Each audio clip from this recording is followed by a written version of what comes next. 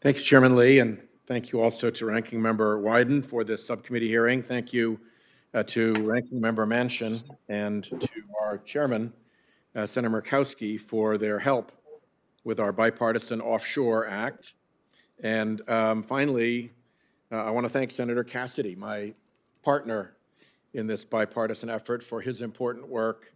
And also thank you to Chairman Wicker for joining as a co-sponsor. The reason for this bill is that coastal communities are getting walloped by frequent and severe storms, sea level rise, shifting fisheries, and all manner of conservation and infrastructure challenges.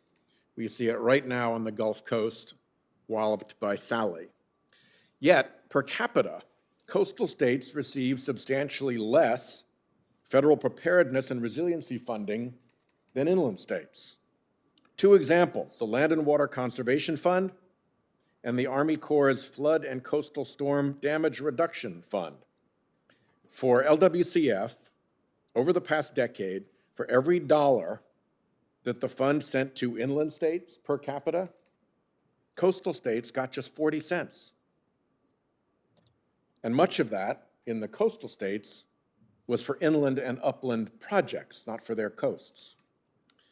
Over at the Army Corps, the so-called Flood and Coastal Storm Damage Reduction Fund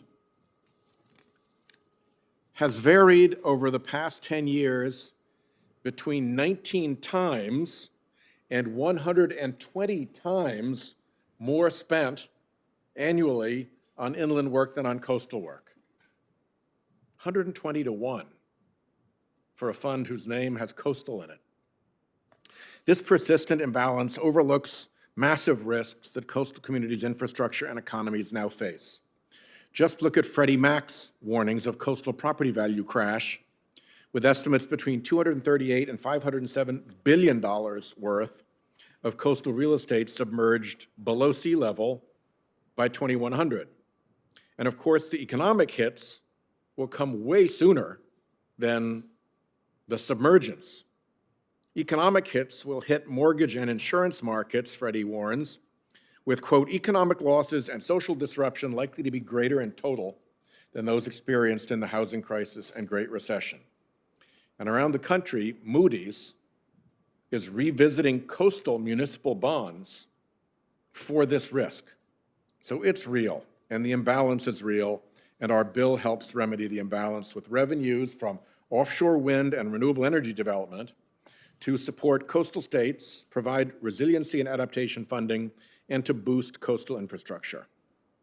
With Senator Cassidy, let me request that several documents, Mr. Chairman, be admitted as exhibits for the record, including support letters and other reports. Without objection. I close by thanking the members of this committee and subcommittee for their support and help, and I look forward to working with you to advance this bipartisan measure.